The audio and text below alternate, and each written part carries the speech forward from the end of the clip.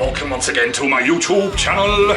Yes, I'm in a different place tonight. I'm welcoming you into the bosom of my home, which is my living room. And why are we in here? Well, we're in here because this evening I'm about to embark upon a celebration of an anniversary. And more specifically, I'm going to a concert. I'm actually going to watch a concert, but I will be doing so from the relative luxurious comfort of this armchair and viewing said concert on this television.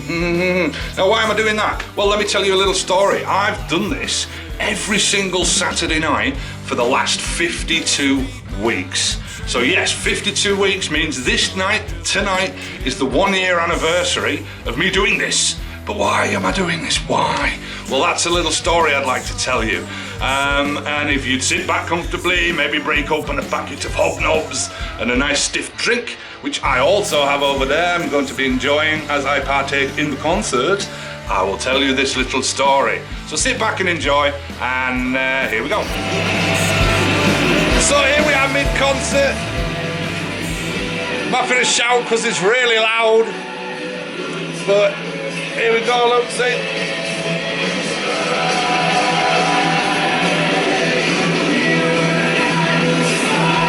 Right, so I thought I'd adjourn post-concert to my usual surroundings to continue on with the storytelling. Alright, so for the last year, obviously the UK and everywhere around the world has been suffering with this whole global pandemic of coronavirus. What a bastard it's been.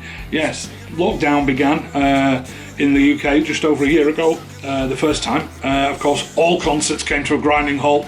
All the concerts we had tickets booked for were postponed or cancelled, and I've still got a bunch of tickets for various things, and we're still in that situation here in the UK. I don't know how lockdown has been necessarily for anyone around the world. I think every country's done it somewhat differently, but certainly here in the UK, back in the middle of March last year, towards the end of March, the whole country just shut down completely. Everything got cancelled, everything got closed, everybody got sent home. You couldn't even see your friends, you couldn't even see your family. Initially, at the beginning of lockdown, I was furloughed by my employer, and within a couple of few weeks of that, I received the news that my father had died from the COVID virus. Around the same time, one of my cats died. Also affected me greatly, and then within a week or so of that happening, my employer decided to make me redundant as well.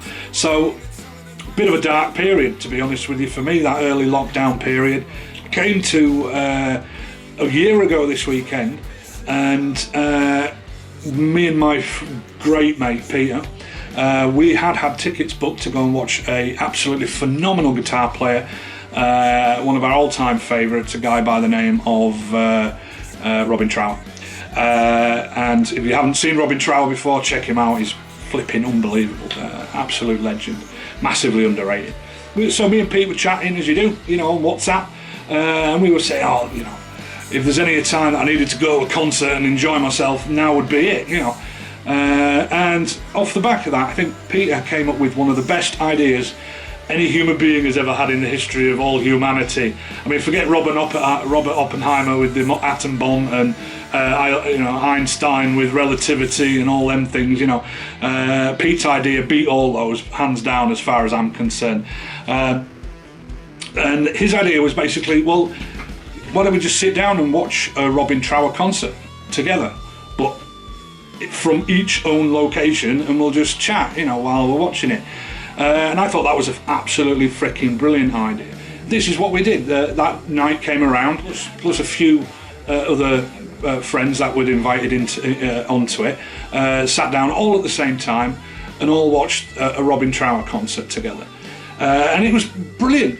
We all had a drink, we all had a laugh, we were chatting on WhatsApp, we all watched the same thing at the same time, so we could talk about the same things that we were seeing at the same time, and it was brilliant, it was fantastic. And so we almost immediately said, well, that was great, why don't we do that again the next week? And so we did. Over the first few weeks we watched some of our favourites, and it was kind of not really organised so much as we just kind of decided let's watch this one this week.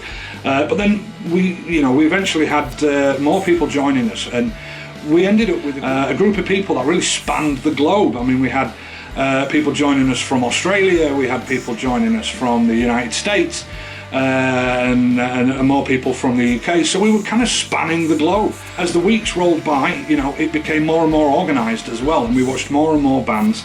And eventually, Peter came up with this fantastic idea to introduce like a voting system. That led to what ended up being for me a quite, let's say, educational and mind-opening, mind-expanding experience, because what that meant then was we had all this variety of taste and all this variety of music that I might never have chose to listen to personally, or somebody else might not have chosen to listen to personally. Over the last year, I've ended up watching bands that I would never think to watch in a million years, and I'm so glad I did. And this is all thanks to Peter and his idea, and our friends from around the world who joined us in doing this, who, you know, offered up ideas and influences and artists to watch for us all to watch. That ended up being fantastic. And so every Saturday night, for 52 weeks, without fail, without missing a single one, myself and Peter have done this. I mean, Peter didn't have a lot of choice really, because he came up with the idea, and then he was also kind of in charge of the whole thing, making sure that everybody was organised and on time, and he would even count us down to the kick-off. I'll be honest with you, he did an absolutely amazing job with all of this, and he's made every Saturday night something to look forward to, and this was just so what's the word?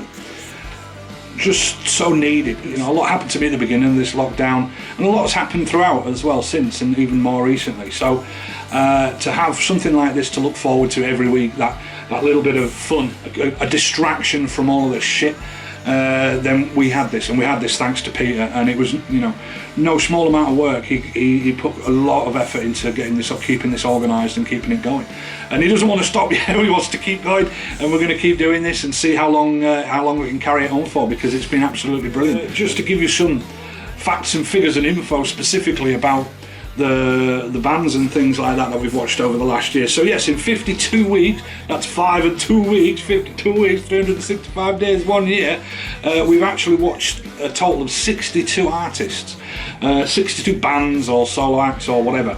We've watched some of them a few times, so and a few different concerts versions of those artists, and I think we've probably watched somewhere in the region of between 80 and 90 different concerts. We've tailored it sometimes to suit what might have been happening at the time. I mean, around sort of July, August 2020 was Peter Green. We lost Peter Green. So August 1st we had a Peter Green tribute. In October Eddie Van Halen passed, and big loss. And you know, we had already planned something for that weekend, but you know, with Eddie passing, we changed our plans, and that weekend's watch party became a tribute to Eddie Van Halen. And then throughout, for me personally, you know, there's been a few really great highlights. In June, we did a Metallica one where we watched Metallica at Slane Castle. I mean, we did a night in November where the support was Alice in Chains. Brilliant, one of my all-time favourite bands. I know every single song. But then my mate Pete decided to follow that up with a main act by a band called 10 Years After, and I'll be honest with you, I'd never even heard of them. You know, I'll hold my hands up, right? You know, knowledgeable, experienced musician here.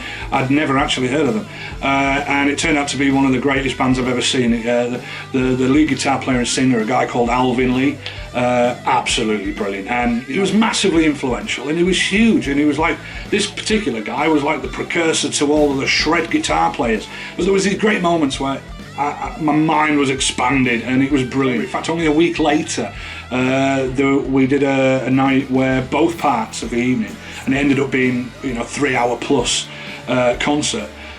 We watched Rory Gallagher, and I knew more about the guy's guitar than I did about him as a musician, and wow, was my mind blown watching 3 hours of Rory Gallagher. In January, we did a watch party where the support band was the Kinks, followed up by the main act, which was Jeff Beck. And of course I've heard of Jeff Beck. In fact, I used to cover Hi-Ho Silver Lion in cover bands in the past and all that, and I'll be honest with you, that was pretty much the extent of my knowledge about Jeff Beck and his repertoire, and I'll be honest, wow he were, right? I was absolutely blown away by it, so much so, right there and then, while I'm sitting watching the guy chatting about it with my mates, I jumped on my phone and I ordered a couple of tickets to go and watch Jeff Beck. I mean, it's not till 2022, but you know, I didn't want to miss the opportunity. Another great one, it came up in March, where we had a bit of a Dave Grohl evening, where we watched Them Crooked Vultures as the support act, and then Foo Fighters in concert, and their absolutely iconic Wembley Stadium performance. I can't remember what year it was, but the one where he wheels out John Paul Jones and Jimmy Page at the end, and they bash out a lot of Zeppelin numbers. Just incredible. I mean, just unbelievable. So we wrapped the year up as well on a massive high as well, where we basically watched 3.5 hours of Muse. Unbelievable to be able to do these things and sit down every single night, every single Saturday night with a bunch of cool people and watch these things and all chat about it all at the same time, and it just made the whole experience that much, you know, more fulfilling and enriching and all that. And one day we'll all get together for a proper face-to-face pint, but that might mean we all have to go to Australia or America. Or boy, has it been worth it. Boy, has it been satisfying.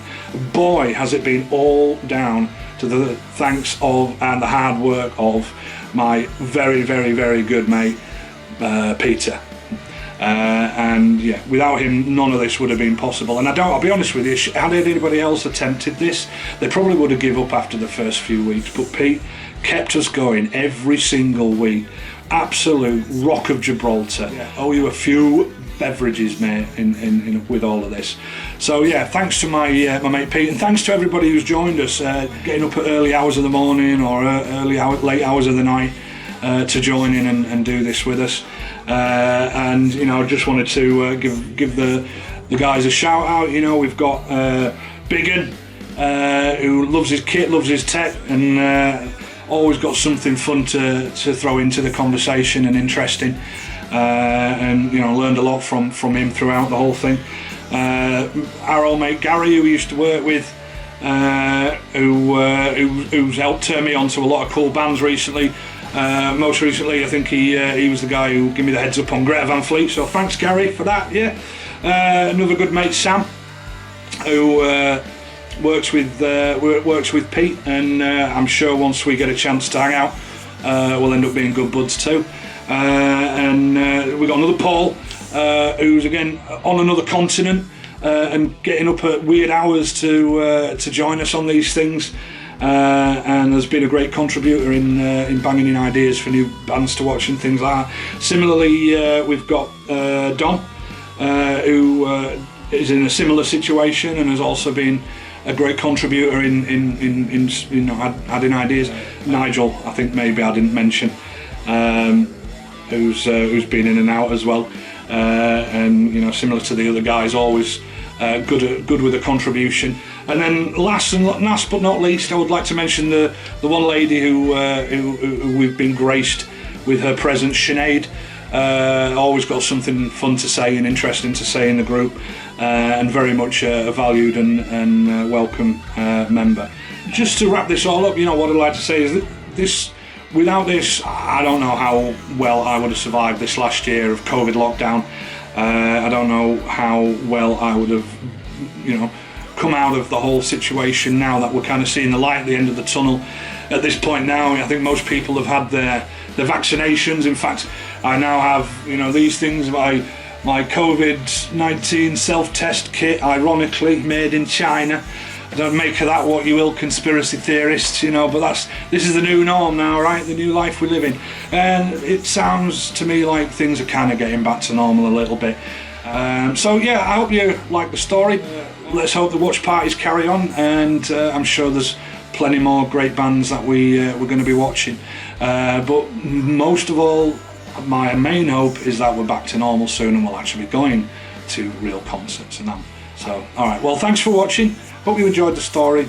And if you've got any questions or comments, feel free to leave. Don't forget to subscribe, hit the button down there or down there, whichever way it is, I don't know, I can't remember. And yeah, come again next time. Thank you very much. Goodbye.